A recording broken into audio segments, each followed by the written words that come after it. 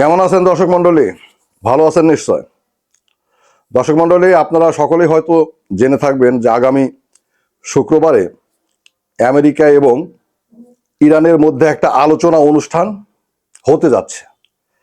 এটা আসলে আমেরিকা এবং ইরানের মধ্যে না বলে বলা উচিত, এটা হচ্ছে এই যে গাজা নিয়ে যে পিস কমিটি করেছে না ডোনাল্ড ট্রাম্পের, সেই পিস কমিটি এবং ইরানের মধ্যে একটা আলোচনা।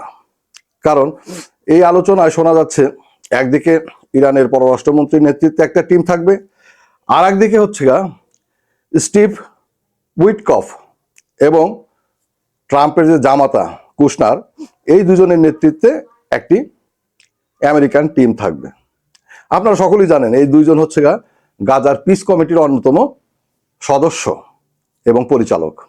যাই হোক, এখন কথা হচ্ছে দর্শক মন্ডলী, আমরা একটু খুঁজে দেখতে চাই যে আলোচনাটা কেন।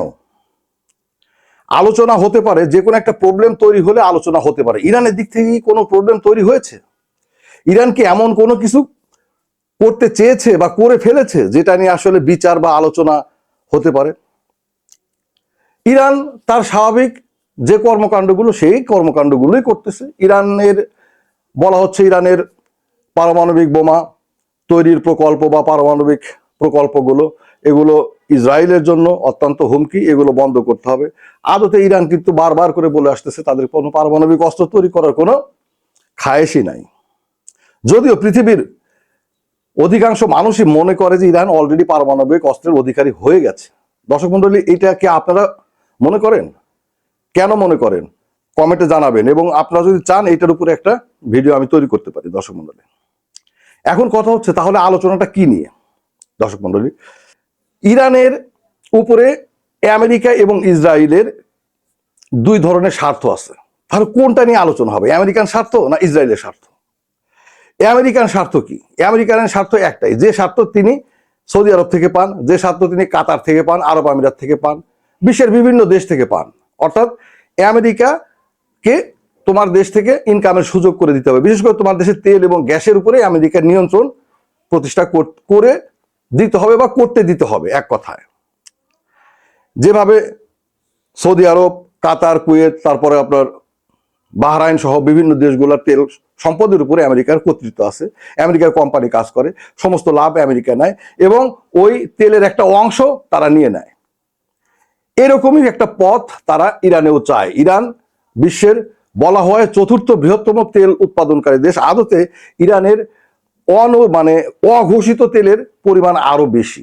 অর্থাৎ ইরানের আসলে 4 নাম্বার না, সে 1, 2, 3-এর মধ্যে তার অবস্থান। আর গ্যাসের দিক থেকে তো তার অসম্ভব ধরনের, পৃথিবীর সবচেয়ে বেশি গ্যাস ইরান এবং রাশিয়াতে। যাই হোক, এই দুজনের মধ্যে কোন দেশে বেশি এটা নিয়েও ডাউট আছে। তার মানে বিশাল খনিজ সম্পদের অধিকারী ইরান, তার উপরে নিয়ন্ত্রণ প্রতিষ্ঠা করা, এটা হচ্ছে আমেরিকার উদ্দেশ্য বা ডোনাল্ড ট্রাম্পের উদ্দেশ্য। আর ইসরায়েলের উদ্দেশ্যটা কি? ইসরায়েলের উদ্দেশ্য হচ্ছে ইরানকে তার ওই সম্পদ সম্পত্তির উপর কোনো অধিকার প্রতিষ্ঠা করার প্রয়োজন নেই। তার দরকার হচ্ছে ইরানকে নখদর্পহীন, মানে একটা বাঘে পরিণত করা, তার কোনো হুমকি ধামকি দেওয়ার সক্ষমতা থাকবে না, এইরকম একটা। তার পারমাণবিক প্রকল্পগুলো বাতিল করতে হবে। অনেক আগের থেকেই বলা হচ্ছে সে 60% পারমাণবিক আপনার মনে করেন যে অস্ত্র তৈরির উপযুক্ত ইউরেনিয়াম সমৃদ্ধ করে ফেলেছে। সেটা বহুত আগের কথা, এতদিনে এটা 80-90% হয়ে যাওয়ার কথা। অর্থাৎ এটা পারমাণবিক বোমা তৈরির উপযুক্ত হয়ে যাওয়ার কথা, এবং অনেকেই বিশ্বাস করে সেটা হয়ে গেছে। কি করতে হবে? ওই ইউরেনিয়াম গুলো আমেরিকা বা ইসরায়েল বা অন্য কোনো কাউকে দিয়ে দিতে হবে, এটা ইরানে রাখা যাবে না। সেই সাথে পারমাণবিক চুল্লিগুলোর কার্যক্রম বন্ধ করে দিতে হবে। আপনি বিদ্যুৎ তৈরি করতে পারবেন না, মানে বিশ্বাস নাই। এই হচ্ছে ইসরায়েলের দাবি 1 নাম্বার। দ্বিতীয় নাম্বার দাবি, গত 12 দিনের যুদ্ধের পর থেকে ইসরায়েলের 2 নাম্বার দাবিটা উত্থাপিত হচ্ছে জোরালো ভাবে। সেই 2 নাম্বার দাবিটা হচ্ছে কোনটা? ইরানের ব্যালিস্টিক এবং হাইপারসনিক ক্ষেপণাস্ত্রের প্রকল্প বাতিল করতে হবে। সমস্ত যে কয়েকটা বা যতগুলো ক্ষেপণাস্ত্র তা তৈরি করা আছে সেগুলোকে নিষ্ক্রিয় করে দিতে হবে। কারণ ইসরায়েল গত 12 দিনের যুদ্ধে দেখতে পাইছে যে এগুলো সে ঠেকাইতে পারে না, বা আমেরিকান প্রযুক্তি, তাদের প্রযুক্তি এগুলোকে ঠেকাইতে পারে না। সো শুধুমাত্র পারমাণবিক অস্ত্রটাই ইসরায়েলের জন্য হুমকি তা নয়, এই ব্যালিস্টিক এবং হাইপারসনিক মিসাইলগুলো ইসরায়েলের জন্য অত্যন্ত হুমকি, বড় হুমকি। এটা বন্ধ না করলে ইসরায়েল সুরক্ষিত নয়। আর একটা কি ভাই, ড্রোন ড্রোন প্রকল্প বাতিল করতে হবে। এটাও ইসরায়েলের 3 নম্বর দাবি। ড্রোন প্রকল্প বাতিল করতে হবে, মানে কি ড্রোন উৎপাদন করা যাবে না। আচ্ছা ভাই বলেন তো তাহলে ইরানে থাকবেটা কি? এখন কথা হচ্ছে, আমি প্রথমে জিজ্ঞেস করছি যে ভাই আসলে আলোচনাটা কি নিয়ে? এই যে দাবিগুলো, একদিক থেকে আমেরিকার উদ্দেশ্য বা দাবি, তার তেল ক্ষেত্রগুলো ওপেন করে দিতে হবে, সেখানে আমেরিকান কোম্পানিকে ঢুকাইতে হবে। গ্যাস ফিল্ডগুলো আপনার ওপেন করে দিতে হবে, সেখানে আমেরিকান কোম্পানি ঢুকাইতে হবে। আর ইসরায়েলের দাবিগুলোর কথা বললাম, এই একটা দাবিও কি আপনার মনে হয় যৌক্তিক? আমার বা দেশ, আমার ভূমি, আমি এটা কাকে দিয়ে কি করাবো না করাবো, আমি কাকে এখানে ঢুকাবো না ঢুকাবো, এটা একান্তই আমার নিজস্ব এখতিয়ারভুক্ত। তাহলে এইটার জন্য তুমি আমার উপর আগ্রাসন চালাইতে আসবে, আবার সেটা নিয়ে আলোচনা, তাহলে আলোচনাটা কি হবে? এই কথা হচ্ছে যে এই আলোচনার বিষয়বস্তু যদি এইগুলোই হয়, তাহলে ইরান আসলে কি বলবে বা ইরান কতটুকু ছাড় দেবে? আলোচনার মানে তো এই যে তোমাকে কিছুটা ছাড় দিতে হবে, আর আমেরিকাও কিছুটা ছাড় দিয়ে একটা মিডল জায়গায় চলে আসবে। তো ইরান কি ছাড় দেবে বলেন? ইরান এটা করতে পারে অবশ্য, আমার ধারণা, যেহেতু এখানে মধ্যস্থতা করতেছে সৌদি আরব, তুরস্ক এবং পশ্চিমা গণমাধ্যমের কথা অনুযায়ী আলোচনাটা তুরস্কেই হচ্ছে। হয়তো সৌদি আরব বা তুরস্ক বুঝাইতে পারে তোমার তেল ক্ষেত্রগুলোকে কিছুটা হলেও তুমি আমেরিকান কোম্পানির জন্য মানে উন্মুক্ত করে দাও, তারা যেন এখানে কাজ টাজ করতে পারে, তারা যেন এখান থেকে একটা ইনকাম করতে পারে। দর্শক মন্ডলী, এইটা দেওয়াটা ইরানের জন্য খুব একটা ক্ষতিকর না, কিন্তু ক্ষতিকর কোন জায়গায়? ইরানের অভ্যন্তরে এই আমেরিকান এবং ইসরায়েলি গোয়েন্দা দিয়ে তাদের কর্মকাণ্ডের দ্বারা ইরান অস্থির। ইরানের ভিতরে মানে তাদের পারমিশন না দেওয়ার পরও যে পরিমাণ গোয়েন্দা বা এই যে তাদের স্পেশাল এজেন্সির লোকজন ঢুকে আকাম কুকাম গুলো করে, যদি আবার এদেরকে ভিতরে আনুষ্ঠানিকভাবে ঢুকায়, তাদের হয়ে যারা কাজ করতে আসবে এদের মধ্যে আবার স্পাইগিরি করে, গোয়েন্দাগিরি করে আরো না জানি কত আপনার মনে করেন সমস্যা ক্রিয়েট করতে পারে। এটা তো ইরান চিন্তা করতেই পারে। এই একটা জিনিস। দ্বিতীয়ত হচ্ছে পারমাণবিক প্রকল্প নিয়ে একটা সমঝোতায় আসতে হবে। মানে এটা হচ্ছে গা, তুরস্ক বলেন, সৌদি আরব বলেন বা এদের কথা, তুমি পারমাণবিক প্রকল্প, যদি পারমাণবিক অস্ত্র সত্যিই তুমি তৈরি করতে না চাও, তোমার কথা অনুযায়ী যে তুমি পারমাণবিক অস্ত্র তৈরি করতে চাও না, তাহলে তোমার 60% 70% সমৃদ্ধ ইউরেনিয়ামের প্রয়োজন কি? তাহলে এখানে একটা সমঝোতায় আসা যেতে পারে, ওনারা মধ্যস্থতা করবেন। এখানে একটা কথা বলে রাখি দর্শক মন্ডলী, আপনার তুরস্ক আর একটা উদ্যোগ নিয়েছে যে এখানে শুধুমাত্র এই দুই পক্ষের মধ্যে আলোচনা হবে না, এখানে আরো কয়েকটা দেশকে তারা সংযুক্ত করতে চাচ্ছে, রাখতে চাচ্ছে, মুসলিম কয়েকটা দেশকে, যেরকম আপনার কাতার আছে, সম্ভবত সৌদি আরবের কথাটা আমি শুনি নাই, ইন্দোনেশিয়া বা এরকম পাকিস্তানের কথাও শুনছি, এদের প্রতিনিধিও যেন আলোচনায় থাকে। এটা থাকলে ভালো হবে, যত বেশি পক্ষ থাকবে আলোচনা। ইরানের তো আসলে ইরানের উপরে আমেরিকান অযৌক্তিক মানে দাবি দেওয়া, অযৌক্তিক কর্মকাণ্ড, এগুলো নিয়ে তো আলোচনা। সো তাহলে কাউন্টার দেওয়ার একটা সুযোগ থাকবে সব দেশ, এটা একটা ভালো উদ্যোগ। যাই হোক, এখন কথা হচ্ছে যে ইউরেনিয়াম তাহলে যেগুলো সমৃদ্ধ করা হয়েছে সেগুলো কি করা হবে? পশ্চিমা গণমাধ্যম যেটা বলতেছে, পশ্চিমা গণমাধ্যমের দাবি অনুযায়ী, কিছু গণমাধ্যমের দাবি অনুযায়ী ইরান নাকি অলরেডি এই ইউরেনিয়াম রাশিয়াতে পাঠিয়ে দিছে।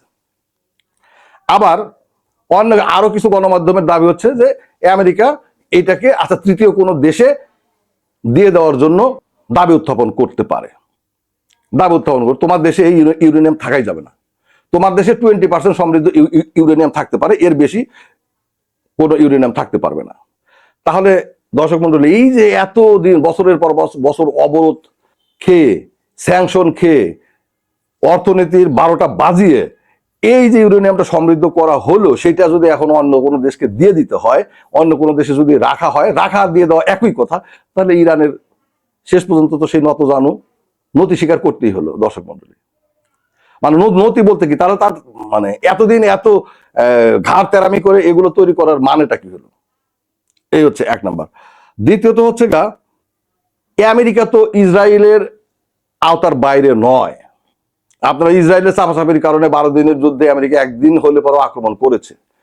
এখনো ইসরায়েল আমেরিকার উপর কি পরিমাণ চাপ তৈরি করতেছে আপনারা জানেন। এই যে আপনার মনে করেন অ্যাবস্টেইনের কাহিনী, আমি একটা ভিডিওতে বলেছি, এই অ্যাবস্টেইনের কাহিনী এখন এত তোলপাড় করে বাইরে নিয়ে আসা হচ্ছে কেন? এটা হচ্ছে চাপ তৈরি করা। এবং এই অ্যাপস্টেইনের চাপের কারণে আরেকটা দেশ কিন্তু নতি স্বীকার করেছে দর্শক মণ্ডলী। সেটা হচ্ছে আপনার একটু টাচ দিয়ে রাখি, আপনারা যদি জানতে চান এটা নিয়ে একটা কন্টেন্ট তৈরি করবো। ভারতে আমেরিকার স্বার্থটা কোথায়? উনি আসলে ডোনাল্ড ট্রাম্প কিন্তু এখন তার এই টাইমের মধ্যে সে আসলে বিভিন্ন দেশে আমেরিকার স্বার্থকে স্টাবলিশ করে দিয়ে যেতে চায়। যেরকম ইরানে তার স্বার্থ স্টাবলিশ করার সে মানে আমেরিকান এর আগের কোনো সরকার পারে না, এটা সে করতে চায়। ভারতেও তাই।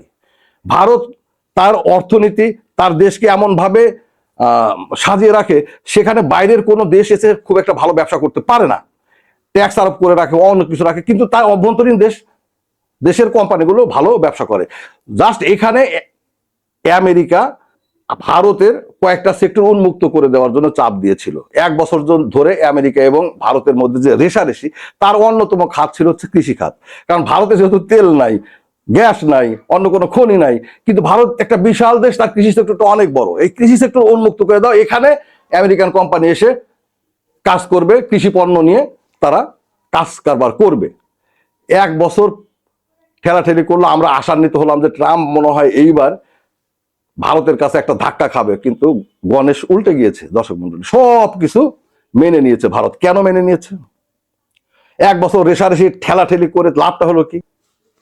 এটা নিয়ে যদি আপনারা জানতে চান তাহলে অবশ্যই এটা নিয়ে কন্টেন্ট তৈরি করবো দর্শক মন্ডলী। কি কারণে হঠাৎ করে কিভাবে গণেশ উল্টে গেল, কেন মোদী সরকার সবকিছু মেনে নিল, ট্রাম্পের কাছে নতি স্বীকার করলো, দর্শক মন্ডলী থাকলো এই একটা বিষয়। এখন কথা হচ্ছে যে আমেরিকা কি ইসরায়েলের স্বার্থের বাইরে ইসরায়েলের আলোচনাগুলো, মানে ইসরায়েল যে দাবিগুলো করে ইরানের উপরে, সেই দাবিগুলো নিয়ে কি আমেরিকা কথা বলবে না?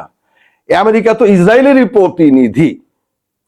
তাহলে কি আলোচনা হবে? তাহলে কি আমেরিকা আরো দাবি জানাবে যে পারমাণবিক চুল্লিগুলো বন্ধ করে দিতে হবে, তারপর আপনার ব্যালিস্টিক মিসাইল, তারপরে হাইপারসোনিক মিসাইল, এই প্রকল্পগুলা ধ্বংস করে দিতে হবে, বাতিল করে দিতে হবে, ব্যালিস্টিক তারপরে হাইপারসোনিক মিসাইল নিষ্ক্রিয় করে দিতে হবে। দর্শক মণ্ডলী, আলোচনার বিষয় তো এগুলোই। এগুলোতে ইরান কি ছাড় দেবে? ইরান কি কখনোই ব্যালিস্টিক মিসাইল প্রকল্প বাতিল করবে, হাইপারসোনিক প্রকল্প বাতিল করবে? দর্শক মণ্ডলী, আপনার কি মনে করেন? তাহলে ইরানের স্বাধীনতা সার্বভৌমত্ব থাকবে কোথায়? এই যে আরব আমিরাতের মতো করত রাষ্ট্র, এরা তো আসলে স্বাধীন না। আপনি সৌদি আরবকেও স্বাধীন বলতে পারেন না, তবে ইদানিং একটুখানি সে একটু আপনার মনে করেন যে কিছুটা স্বাধীন স্বাধীন ভাব দেখাচ্ছে আর কি। কিন্তু ইরানের তাহলে তো স্বাধীনতা সার্বভৌমত্ব থাকবে না। দর্শক মণ্ডলী, এখানে কিন্তু একটা কথা আছে। ইরানের প্রেসিডেন্ট বলেছে, আমি আমার পররাষ্ট্রমন্ত্রীকে বলেছি, ইরানের স্বাধীনতা এবং সার্বভৌমত্ব বিষয়টি মাথায় রেখে যেন আলোচনা তিনি করেন। তারপর রাষ্ট্রমন্ত্রীকে তিনি এটাই নির্দেশ দিয়েছেন, স্বাধীনতা এবং সার্বভৌমত্বের কোনো বিষয় নিয়ে আলোচনা করা যাবে না, এর বাইরে যদি কোনো বিষয় থাকে সেটা নিয়ে আলোচনা করতে হবে। তো দর্শক মন্ডলী, আমার এই প্রকল্পগুলো, ইরান তো আগ্রাসী কোনো রাষ্ট্র নয়। ইরান সেই 1700 খ্রিস্টাব্দে সম্ভবত কোনো না কোনো একটা দেশের উপরে নিজে থেকে আক্রমণ চালিয়েছিল। এরপরে ইরান আর কখনো নিজে থেকে কোনো দেশের উপর আক্রমণ করেনি, নিজ থেকে কোনো দেশের জন্য হুমকি হয়ে দাঁড়ায়নি। তারা যা কিছু করতেছে সেটা তার স্বাধীনতা রক্ষার জন্য, সার্বভৌমত্ব রক্ষার জন্য, অন্যের আক্রমণ থেকে নিজেকে রক্ষা করার জন্য। তাহলে স্বাধীনতা এবং সার্বভৌমত্ব রক্ষা করতে গেলে তো আপনি এই প্রকল্পগুলো বাদ দিতে পারবেন না, এগুলো আপনাকে রাখতে হবে। তাহলে আলোচনা কি নিয়ে হবে দর্শক মন্ডলী? এই আলোচনার ভবিষ্যৎ কি? এই আলোচনাকে এই যুদ্ধ পরিস্থিতি আপনার ঠান্ডা করতে পারবে? দর্শক মন্ডলী, কি মনে হয় আপনাদের এখানের পরিণতি, মানে এই আলোচনার রেজাল্টটা কি হবে? আদতেও কি এই মধ্যপ্রাচ্যে যুদ্ধ পরিস্থিতি আসলে কি থামবে? কারণ এই আলোচনা ইরানের ছাড় দেওয়ার মতো তেমন কোনো, ইরান ইউরেনিয়াম আরেকজনকে দিয়ে দেবে? এতদিন ভরা এত স্যাংশন খেয়ে, এত মানে কষ্ট সহ্য করে দেশের জনগণকে অর্থনৈতিকভাবে আপনার বিভিন্ন ঝামেলার মধ্যে রেখে তিনি ইউরেনিয়াম সমৃদ্ধ করে এখন সেটা দিয়ে দিবেন আরেকজনকে? দর্শক মন্ডলী, আসলে এখানে বোঝার অনেক কিছুই আছে, চিন্তার অনেক কিছুই আছে। আদৌ কি, অনেকেই বলতেছে যে মধ্যপ্রাচ্য পরিস্থিতি ঠান্ডা হয়ে গেল, আদৌ কি ঠান্ডা হচ্ছে? আদৌ কি ঠান্ডা হবে?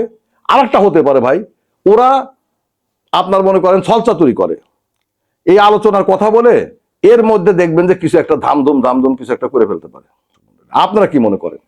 অবশ্যই লাইক করবেন, শেয়ার করবেন, সবচেয়ে বড় কথা উত্তর দেবেন।